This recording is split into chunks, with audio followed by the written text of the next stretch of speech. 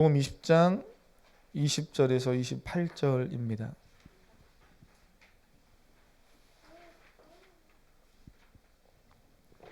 한 절씩 교독하겠습니다. 그때에 세베대 아들의 어머니가 그 아들들을 데리고 예수께 와서 절하며 무엇을 구하니. 예수께서 이르시되 무엇을 원하느냐. 이르되 나의 이 두 아들을 주의 나라에서 하나는 주의 우편에 하나는 주의 좌편에 앉게 명하소서. 예수께서 대답하여 이르시되 너희는 너희가 구하는 것을 알지 못하는도다. 내가 마시려는 잔을 너희가 마실 수 있느냐. 그들이 말하되 할 수 있나이다. 이르시되 너희가 과연 내 잔을 마시려니와 내 좌우편에 앉는 것은 내가 주는 것이 아니라 내 아버지께서 누구를 위하여 예비하셨든지 그들이 얻을 것이니라. 열 제자가 듣고 그 두 형제에 대하여 분이 여기거늘. 예수께서 제자들을 불러다가 이르시되 이방인의 집권자들이 그들을 임의로 주관하고 그 고관들이 그들에게 권세를 부리는 줄을 너희가 알거니와 너희 중에는 그렇지 않아야 하나니 너희 중에 누구든지 크고자 하는 자는 너희를 섬기는 자가 되고 너희 중에 누구든지 으뜸이 되고자 하는 자는 너희의 종이 되어야 하리라. 읽겠습니다. 인자가 온 것은 섬김을 받으려 함이 아니라 도리어 섬기려 하고 자기 목숨을 많은 사람의 대속물로 주려 함이니라. 아멘. 대강절 오늘 이제 마지막 주일이고 다음 주는 성탄 주일입니다. 물론 4주를 온전히 다 보진 못하고 첫 주까지는 다니엘서를 봤던 걸로 기억하고요. 그리고 3주에 걸쳐서 오늘까지 3번 동안 예수 그리스도의 오심을 기다리며라는 큰 타이틀을 가지고 3가지의 내용들을 함께 나눴습니다. 이렇게 떠올려 보시면 우리는 이 땅에 오신 예수님을 믿고 영접함으로 하나님의 자녀가 되는 놀라운 권세를 얻었다는 거죠. 그래서 예수 그리스도를 믿는 것이 참 중요하다.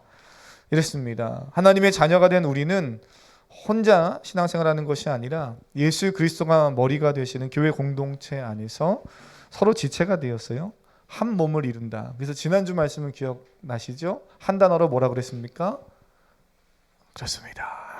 한 단어로 하나됨의 이야기를 나눴죠. 하나됨. 우리는 서로 하나 된 공동체다 그랬습니다. 하나 될 수 없었던 이방인과 유대인들이 예수 그리스도 복음으로 인해서 하나 되었던 것처럼 우리가 다 각자 다른 삶을 살고 다른 생각과 가치관을 가지고 있지만 교회 안에서 구원받은 성도로서는 주 안에 하나 돼야 되는 게 맞고 하나 될 수밖에 없습니다. 교회 안에서 그래서 우리끼리만 하나 되는 것 이거는 상당히 폐쇄적이에요. 상당히 비성경적인 모습입니다. 그래서 하나 된다는 것 우리는 이것을 잘 좀 이해해야 돼요. 우리끼리만 그냥 교회 안에서만 하나 되면 되는가? 이거는 상당히 세상 사람들이 봐도 좀 이해하지 못하는, 납득하지 못하는 모습이에요. 하나님이 원하시는 교회의 모습은 그런 모습이 아닙니다. 우리는 예수 그리스도의 이름으로 모여서 첫 번째는 말씀도 배우고요. 성령 안에서 하나 되어서 하나님께 나아가고 그리고 더불어서 어디까지 가야 된다고 그랬습니까? 세상으로 가야 되는 겁니다. 세상에 예수 그리스도를 전하며 또 그것이 선교가 되는 그런 삶을 우리는 사는 거죠. 예수님을 믿고 구원받아서 하나님의 자녀가 되었다는 것은 이런 다양한 의미들을 가지고 있는데요. 이것을 깨닫는 성도는 자연스럽게 교회 안에서 공동체를 이루고 하나가 되어져 가고 또 교회 밖 세상을 향해서 누가 하라고 하지 않아도 자연스럽게 그 복음을 이렇게 조금씩 전해보는 그런 삶을 살게 됩니다. 그게 자연스러운 거예요. 그것이 누가 시켜서가 아니라 자연스럽게 이어지는 그런 모습입니다. 그런데 안타까운 건 그리스도인으로 살지만 생각과 삶의 방식이 여전히 세상적인 모습으로 살아가는 매우 이상한 그리스도인들이 참 많은 시대가 오늘 우리가 살고 있는 이 시대입니다. 어떻게 생각하십니까? 조금 공감하십니까?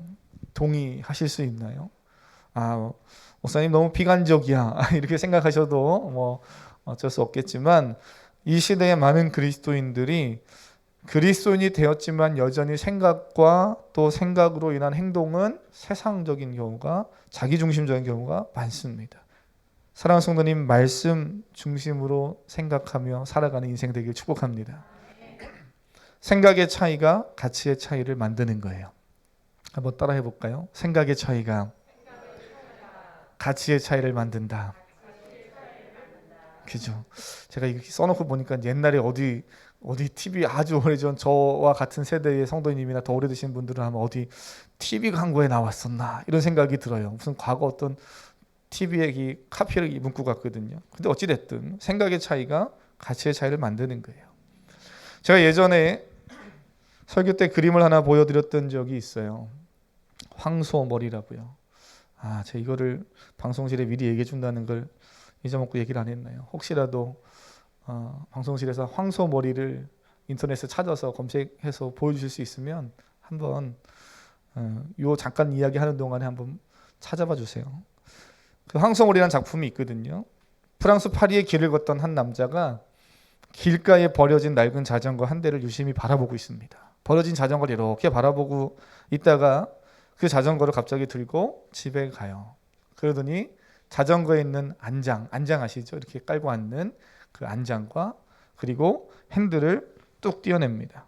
그러더니 자전거의 핸들을 거꾸로 안장에다가 확 이렇게 박아서 이렇게 붙이기 시작해요.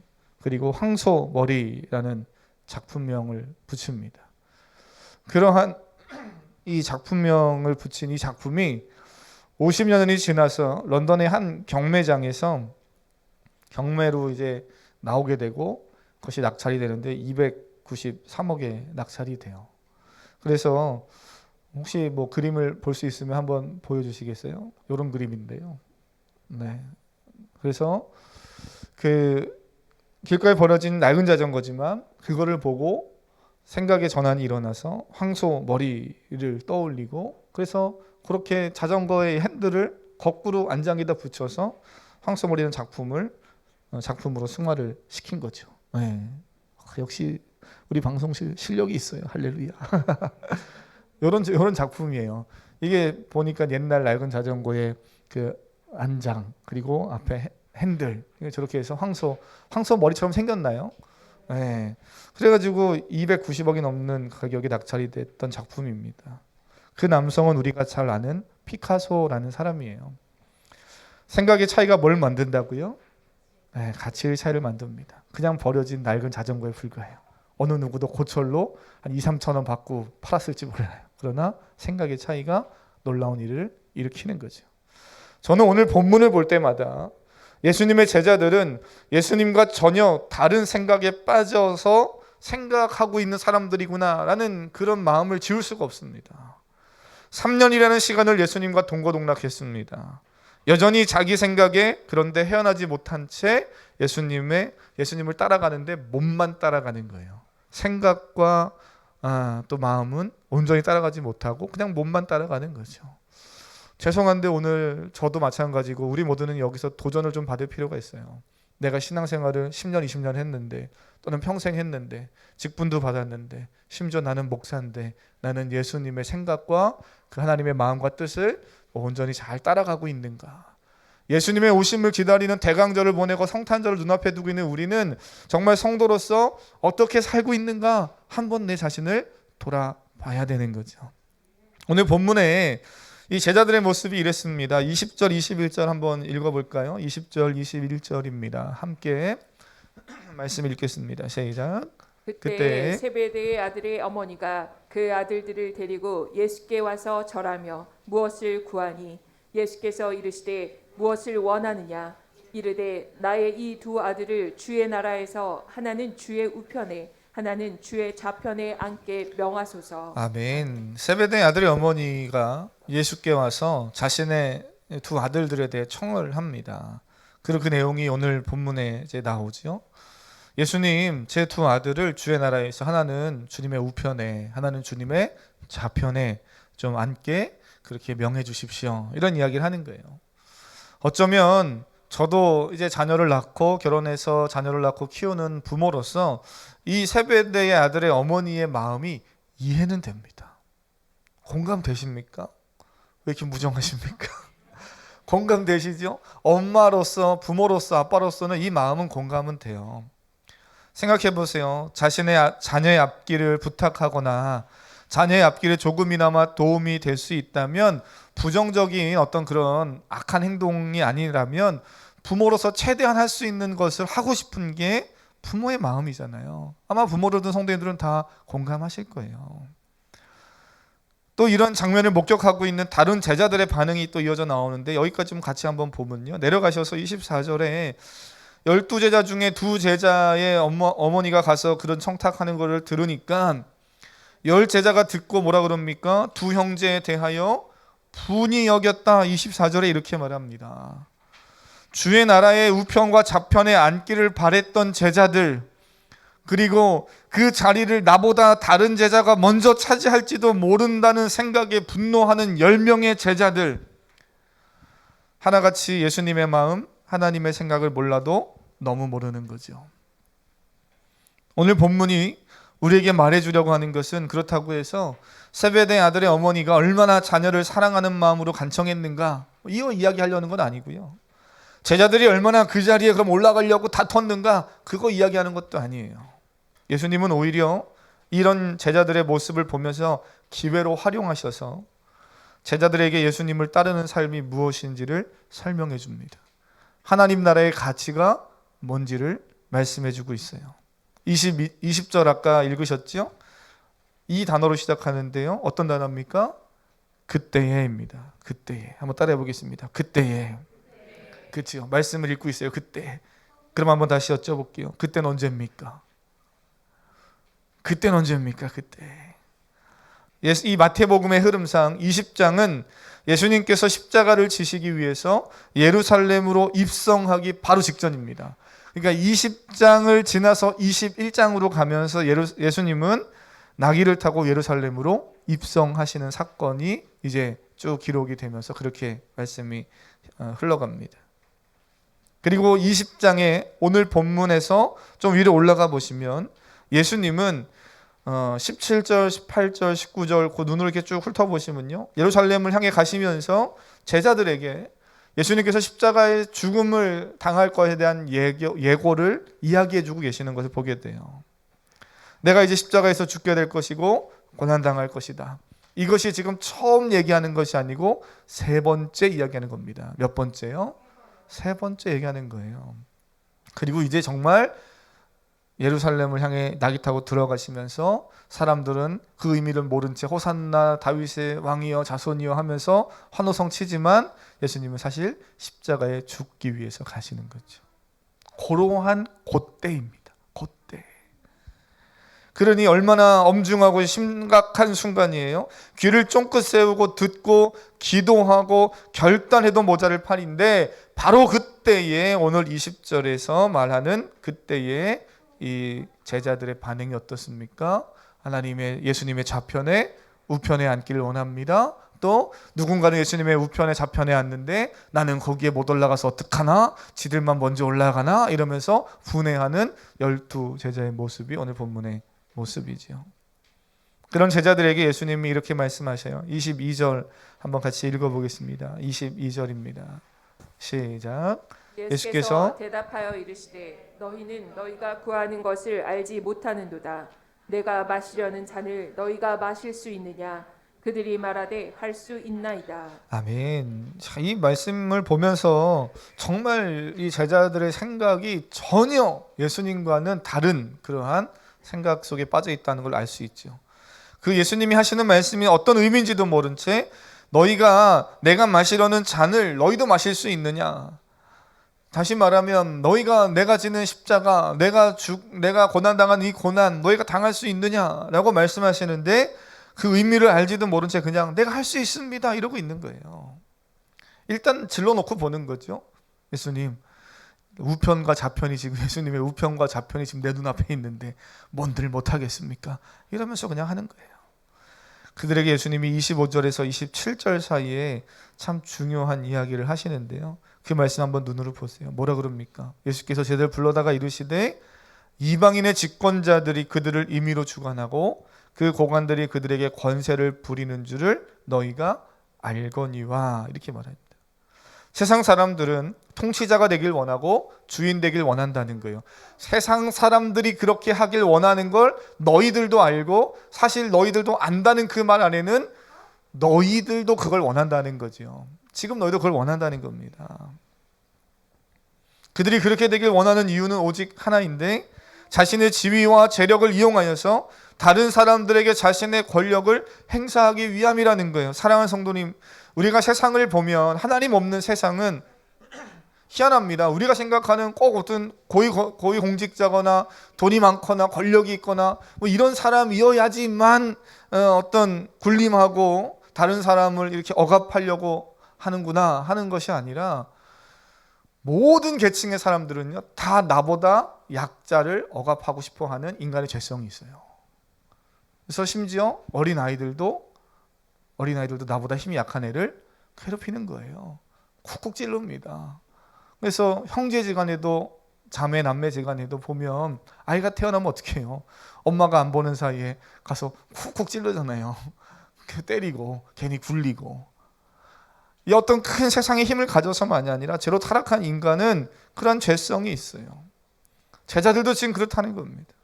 세상 사람들과 동일하게 생각하고 있는 제자들에게 예수님이 하시는 말씀이 너무 충격적이에요. 26절, 27절 뭐라 그럽니까? 너희 중에는 그렇지 않아야 한다는 거예요. 세상은 다 그렇고 세상이 그렇다는 걸 너희가 알고 있고 너희도 때로는 그걸 탐하지만 그러나 너희는 그러지 않아야 한다는 겁니다. 너희 중에 누구든지 크고자 하는 자는 섬기는 자가 되어야 되고 누구든지 으뜸이 되고자 하는 자는 종이 되어야 한다는 겁니다. 그러면서 26절, 27절 이 말씀 가만히 생각해 보면 세상 사람들이 이렇게 말해요. 목사님 말이 안 되는 얘기지 않습니까? 모순이지 않습니까? 높은 자가 되고 으뜸이 되려면 주인이 되고 권세를 가져야 되고 힘을 가져야 되고 이래야 되는 거지 종이 되고 낮아지고 섬기는 자가 돼서 어떻게 으뜸이 되고 어떻게 이렇게 뭐 리더가 됩니까? 모순입니다. 심지어 말이 안 되는 억지입니다 라고 말합니다. 그러나 사랑하는 성도님, 예수님의 말씀은 말이 안 되는 억지도 아니고 모순도 아니에요. 우리는 이걸 조금 다른 말로 다른 단어로 뭐라 그럽니까? 역설이라 그러죠. 우리가 역선의 삶을 도전받고 살아갑니다. 예수 그리스도를 믿고 난 이후에 우리는 세상과는 다른 가치와 기준을 가지고 역설의 삶을 살아가는 거예요. 목사이지만 저도 때로는 이렇게 말하고 있지만 이것이 쉽지는 않습니다. 누가 쉽다고 말할 수 있습니까? 이왕이면 좀 더 큰 교회, 좀 더 힘 있는 사람, 좀 더 뭐 잘생기고 날씬하고 아니면 돈 많은 사람, 그런 사람 되길 원하지 누가 그런 것과는 다른 섬기는 자리에서 늘 섬기고 늘 종이 되려고 하고 누가 그러겠어요? 이게 말처럼 쉬운 일은 아니에요. 이상한 이단의 교주들이나 내가 완벽하니까 나만 따라오면 된다, 나만 따르면 된다라고 말하는 사람 치고 괜찮은 사람 하나도 없어요. 오히려 좋은 목사, 좋은 교회, 건강한 리더, 정상적인 하나님의 사람들일수록 내가 아닌 누굴 따라 그럽니까? 예수님을 따라하는 거죠. 예수님이 눈에 보이지 않기 때문에 뭘 따르라고 계속 말하는 거예요? 말씀을 따르라고 하는 겁니다. 사랑하는 성도님, 말씀을 따라 살기를 바랍니다. 때로는 신앙생활하면서 처음 신앙생활을 하는 것이다, 아니면 오랫동안 했지만 내가 신앙의 훈련이 잘 되지 않아서 말씀을 따라 사는 것이 좀 어렵다면, 그러면 말씀을 따라 살려고 그래도 몸부림치고 있는 저와 우리 공동체가 가는 그 길을 좀 잘 함께 동행해 주실 수 있기를 바랍니다. 우리 주님이 이 땅에 오시고 부활하신 이후에 제자들을 통해 복음 위에 교회 공동체를 세우고 또 그런 교회 공동체가 복음 안에서 하나 되게 하신 이유가 바로 거기에 있어요. 교회에서 함께 신앙생활하는 성도들은 세상 사람들이 원하는 높은 자리, 자기를 드러내는 자리, 다른 사람을 이용하여서 자기 유익을 얻는 자리가 아닌 겸손의 자리, 예수님을 드러내는 자리, 나를 죽여서 다른 사람을 살리는 자리에 가도록 하나님은 우리를 부르시고 우리가 그 자리에 서 있기를 원하시는 줄 믿습니다. 교회는 그런 데잖아요. 그러니 목사님부터 하십시오. 뭐 그러면 어쩔 수 없어요. 네. 그러나 지금 제가 오늘 이 이야기를 하는 건 교회의 목사, 사모, 권사, 장로, 남녀 선교회 회장, 셀리더, 신앙생활을 오래 한 당신만 하십시오 이런 게 아니라 구원받은 모든 성도는 다 그 길 위에 서 있고 그 위에 서서 그 길을 가야 한다는 거예요. 우리 주일학교 어린 아이들도 어려서부터 그걸 배워야 되는 거죠. 그래서 저는 아이들이 교회에 같이 이렇게 예배하고 때로는 식당에서 부모님과 같이 밥을 먹고 집에 가면 부모님들이 또 다 챙겨주시고 다 하겠죠. 그러나 학교만 가도 자기가 스스로 급식을 타서 먹고 다 잔반 처리도 하고 하잖아요. 근데 제가 그래서 교회 아이들한테도 그러는 거예요. 얘들아, 먹은 거 니네가 가져가라. 설거지는 어르신들이 해서 어른들 부모님에서 도와줘도 자기가 먹은 거는 가져가고 치우고 어려서부터 하는 거죠. 할렐루야. 부려먹으려고 하는 게 아니에요. 우리 모두가 다 나이가 많든 적든 그 역할들을 감당하는 그 위치에 서 있다는 겁니다. 섬김을 실천하는 성도는 제가 보니까 특징이 하나 있어요. 아주 재미난 특징이 하나 있는데요. 동일한 현상을 보고 반응이 다르더라고요. 섬김을 몸에 이렇게 배워서 실천하는 성도는 내 눈에 보이는 불만족스러운 상황이나 또는 내가 볼 때 뭔가 부족해 보이는 상황이 있을 때 섬기는 성도는요, 이렇게 느껴요. 하나님이 내게 이 부분을 섬기라고 하시는구나. 할렐루야. 그렇다고 해서 또 막 그냥 그것부터 막 가서 내가 막 목사님 오늘 또 이렇게 내게 일을 하라고 하는구나, 그렇게 받아들이지 마시고, 사랑하는 성도님, 내 눈에 뭔가 부족한 게 보일 때 일을 하시기 전에 먼저 뭘 하기를 제가 이야기할 것 같습니까? 뭘 하셔야 되겠습니까? 누가 이야기를 하신 것 같아요? 뭘 해야 되겠습니까? 기도를 먼저 하셔야 돼요. 내 눈에 보이는 게 있다고 아유 목사님 저거 어때요? 저거 어때요? 말하기 이전에 하나님 앞에 기도하면 하나님께서 마음을 주시고 깨닫게 하셔서 그 일을 사랑하는 아들아 딸아 네가 해라 라고 하시든지, 아니면 그걸 위해서 네가 기도 많이 해줘라 라고 하시든지 하나님의 귀한 깨달음이 올 줄로 믿습니다. 그러니 사랑하는 성도님, 섬기는 그러한 성도, 오늘 본문의 말씀처럼 정말 성도로서 겸손히 낮아지는 그러한 삶을 살아가는 성도들은 불만족스러운 또는 불평스러운 상황이 보일 때 이 부분을 하나님 앞에 기도해요. 그리고 하나님의 마음을 가지고 그 다음 행동을 취합니다. 근데 그와 달리 섬김을 상실한 성도는 자신의 할 생각은 하지 않고 계속 다른 사람들에게 이야기하는 거예요. 저 사람이 안 해서 그렇다, 이 사람이 안 해서 그렇다, 교회가 이게 없어서 그렇다, 저게 없어서 그렇다. 사랑하는 성도님, 오늘 예배하는 우리 모든 성도님들 주 안에서 함께 섬기되 기도하고 섬기고 기도하고 또 하나님의 의를 이루어가는 기업과 복된 공동체가 될 수 있기를 바랍니다. 그러면서 보면 사실은 한 해 동안 여러 부분에서 식당으로 또는 설거지로 또는 교회 청소로 안내로 뭐 다양하게 교회가 행사가 있을 때마다 구석구석 함께하고 또는 기도하고 봉사하고 했던 우리 모든 성도님들, 또 그러한 직분자들이나 리더들, 제가 한 해를 쭉 돌아보고 오늘 말씀 준비하면서 한 주간 그런 생각이 들어요. 참 귀한 사람들이다. 할렐루야. 제가 나를 도와주고 나의 편에 서 있어줘서 고맙다 이런 것이 아니라 사람이 볼 때도 참 저 사람 참 귀하고 복된 사람이다라고 느껴지는데 하나님 보실 때 얼마나 아름다울까. 저는 오늘 예배하는 귀한 성도님들 다시 한번 축복합니다. 한 해 동안 맡겨진 직분 잘 감당하시느라 애쓰셨습니다.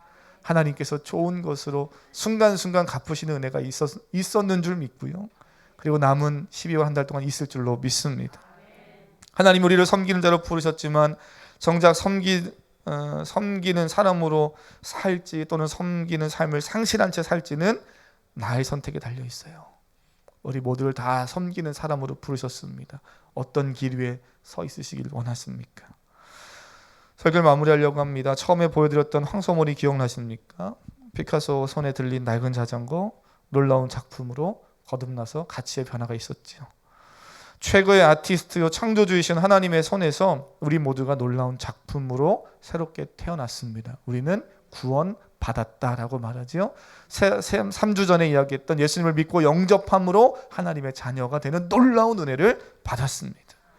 사도 바울은 에베소서 2장에서 이렇게 말합니다. 우리는 그가 만드신 바라. 우리는 그가 만드신 바라. 여기서 그가 만드신 바라라고 말할 때 그 만드신 바라는 의미는 작품이라는 거예요. 제가 뭐 헬라어 쓰는 거 별로 안 좋아하는데 잘 모르니까 안 쓰는 거예요. 그런데 그리고 또 써봐야 뭐 그게 그다지 뭐 와닿지도 않고. 그런데 이 단어는 많이 들어보셨을 것 같아요. 헬라어 중에 포이에마라는 단어 많이 들어보셨을 겁니다. 포이에마. 이 단어는 이 단어에서 성도님들이 잘 아는 영어 단어 하나가 파생된 게 있어요. 시라는 단어입니다. 시. 우리 이번에 수능을 본 고3 태간이 시 할 겁니다. 시. 뭡니까 영어로? 포엠이잖아요. 그죠? 네. 포엠. 포이에마에서 이 단어가 파생이 됐어요. 에베소서 2장 10절에서 이 포이에마는 작품, 걸작 이런 의미입니다. 하나님이 우리를 그렇게 만드셨다는 거예요. 누가 걸작이라는 겁니까? 사랑하는 성도님, 누가 걸작입니까? 자신 있게 확신을 가지고 말씀하세요. 누가 걸작이라고요? 그렇습니다. 우리가 한번 고백해 보겠습니다. 나는 하나님의 걸작입니다. 당신도 하나님의 걸작입니다. 아멘. 중요한 겁니다. 이 사실을 기억하고 사시길 바랍니다. 그런데 많은 사람들이, 저는 목사로서 안타까운 건 거기까지만 기억해요. 에베소서 2장 10절은 그 다음에 중요한 이야기를 합니다. 우리는 그가 만드신 바라 그리스도 예수 안에서 선한 일을 위하여 지음을 받았다라고 말합니다. 선한 일을 위하여 지음을 받았다. 왜 걸작으로 만드셨는가? 하나님이 왜 우리를 그냥 대충 만드시지 않았는가? 오늘 말씀 에베소 2장 10절을 보면 걸작으로 만든 이유가 바로 하나님의 선한 일을 위함이다 라고 연결시켜야 되는데 이 부분까지 가지 못하고 그냥 나는 걸작이야, 나는 귀한 존재야, 여기까지만 생각하고 멈춰있는 사람들이 참 많은 것이 안타깝습니다. 그럼 예수 그리스도 안에서 선한 일을 위하여, 이 선한 일을 위하여가 뭐예요? 여러 가지 말할 수 있겠지만 복음을 위해 사는 겁니다. 내 안에 들어온 예수 그리스도 생명을 증거하며 사는 거예요. 복음 위해 사는 것. 그러니 저는 꼭 이렇게 말하면 많은 분들이 가끔 오해하시는 분이 있어서 말씀드립니다. 그렇지요. 예수님 말씀하셨듯이, 제자들에게 말씀하셨듯이 자기 십자가를 지고 죽어야지요. 그지요. 선교지도 가야 되고 예수님 위해서 십자가 지고 맨날 죽어야 되는데, 맨날 죽어야 되는데 그럽니다. 사랑하는 성도님, 좋은 거예요. 그 성경적인 의미잖아요. 좋은 건데, 그런데 그게 꼭 복음을 위해 죽는 게 꼭 선교지 가서 순교하는 겁니까? 십자가에 내 몸을 꼭 못 박아야 됩니까? 그것만이 아니라 일상에서 나는 죽고 예수 그리스도께서 섬기셨던 것처럼 그렇게 자녀를 섬기고 남편을 섬기고 아내를 섬기고 부모님을 섬기고, 어디선가는 아멘을 하셔야 되는데 어디서 하시려고 그러십니까? 이웃을 섬기고, 우리가 행복박스를 나눠주러 나가서 만나는 그 누군가를 섬기고, 나는 정말 기쁨으로 준비해서 헌금도 했고 포장도 했고 추운 겨울에 들고 나가서 예수님 당신을 사랑하십니다, 예수님 오셨습니다, 메리 크리스마스 이랬는데 나 교회 안 다녀요 이러고 가는 사람도 있을 수 있잖아요. 그래도 섬기고 할렐루야. 그러니 우리가 예수 그리스도 안에서 선한 일을 위해 지음받았다는 건 오늘 예배에 와서 예배하는 것만이 아니라 우리의 가정에서 일어나는 모든 일들을 예수 그리스도가 죽기까지 헌신하셨듯 우리도 섬길 수 있어야 되는 거죠. 그 해답을 오늘 28절에서 찾고 마치려고 합니다. 28절 한번 읽어보겠습니다. 다시 한번 28절을 같이 읽습니다. 시작. 인자가 온 것은 섬김을 받으려 함이 아니라 도리어 섬기려 하고 자기 목숨을 많은 사람의 대속물로 주려 함이니라. 아멘. 그래서 오늘 이 찬양을 고백하는데 또 뭐 십자가 지려는구나, 죽으려는구나 이렇게만 생각하지 마시고 일상에서 내가 해야 될 일이 있습니다. 엄마로서, 아빠로서, 또 성도로서, 집사로서, 권사로서, 장로로서, 목사로서, 사모로서 우리가 각자 해야 될 일이 있잖아요. 하나님이 내게 주신 사명이 있습니다. 중국의 허더슨 테일러 선교사님이 사역할 때 이렇게 질문했다고 그래요. 누군가 와서, 선교사님 도대체 그리스도인은 언제부터 그리스도인으로서 빛을 발하며 살 수 있습니까? 그러자 이 허더슨 테일러 선교사님이요 오히려 이렇게 다시 반문했다고 그래요. 촛불이 언제부터 빛납니까? 사랑하는 성도님, 촛불이 언제부터 빛납니까? 그렇죠. 불을 붙이는 순간부터 빛을 발하는 거예요. 뭐 기다려야 되는 거 아니고, 더 뭐 장식이라 되는 거 아니고, 더 훈련돼야 되는 거 아니에요. 우리가 예수님을 믿고 구원받은 성도로서 교회 공동체 안에 들어오는 순간부터 진정 구원받은 성도라면 우리는 성도로 빛을 발하며 살아가야 합니다. 그렇게 할 수 있도록 하나님이 오늘 저와 여러분과 함께 하시고 우리는 그것을 임마누엘이라고 부르죠. 사랑하는 성도님, 직분을 받았음에도 불구하고 성도로, 집사로, 권사로, 장로로 섬김이 없다면, 예배를 등한시한다면, 이렇게 표현해서 좀 충격적일 수 있을지도 모르지만 어쩌면 직분을 내려놓는 게 나을지도 모릅니다. 왜 그런 줄 아십니까? 연말이니까 직분을 내려놓으라고 하시는구나, 이런 얘기가 아니라 잘 생각해 보세요. 믿지 않는 세상 사람들이 또는 믿음이 연약한 성도들이 볼 때 오해할 수 있기 때문에 그래요. 교회는 저런 곳이구나. 장로님인데, 권사님인데, 집사님인데, 나를 전도한 사람이 세상에서는 교회는 이렇게 하더니 세상에 나가서 또 엉뚱하게 사네? 그래도 되는가 보나. 세상 방식대로, 세상 생각대로 살아도 되는가 보구나. 오해하게 만드는 그런 직분자가 되느니 차라리 내가 주는 직분을 내려놓는 게 낫지 않을까? 저 이런 생각을 해봤어요. 그렇다고 다 내려놓으라는 얘기는 아니에요. 오늘의 말씀이 여러분의 가슴에 잘 새겨질 수 있길 바랍니다. 성경이 이렇게 말해요. 그리스도의 장성한 분량까지 자라가라. 두렵고 떨림으로 너희 구원을 이루라. 내려놓으라고 할 때 이 말씀이 번뜩 생각나실 겁니다. 몰랐으면 모를까. 예수님도 믿었고 오늘 목사님 또 설교도 들었고 이미 알았으니 내려놓을 수도 없고 안 내려놓을 수도 없고, 그럼 어떻게 하라는 얘기입니까, 주님? 사랑하는 성도님, 직분을 받은 것 사람이 주는 거 아니고 하나님의 은혜입니다. 지금까지도 잘 감당하신 줄 압니다. 좀 부족함과 실수가 있었다면 그러면 다시 믿음으로 결단하고 가시면 됩니다. 또 직분을 이제 받아야 된다면 내가 하나님의 걸작품임을 드러낼 기회구나, 그런 마음으로 기쁘게 내년도 잘 준비해 가시길 주님의 이름으로 축복합니다. 함께 찬양하겠습니다.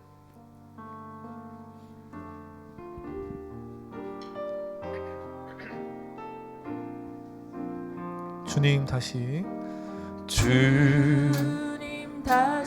오실 때 나는 이 길을 가리라.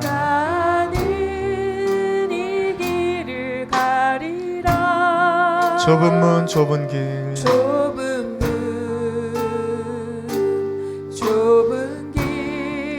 나의 십자가 지고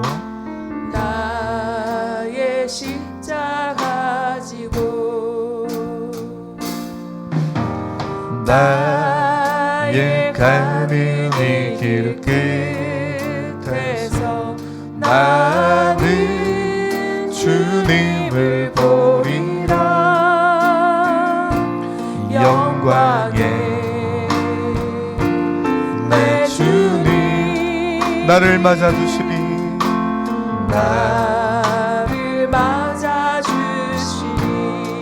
아멘. 주님 다시 오실 때까지, 주님 다시 오실 때까지 나는 일어나 달려가리라. 주의 영광 온 땅 덮일 때 나는 일어나 노래하리. 사모하는 주님 온 세상 그주시러 내 사모하는 주님 영광의 왕이. 우리 고백합니다. 내 사모하는 주님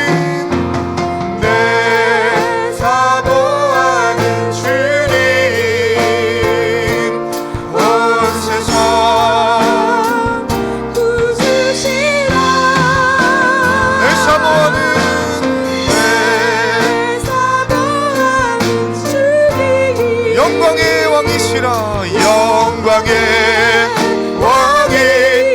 우리 마지막으로 내 사모하는 주님, 내 사모하는 주님,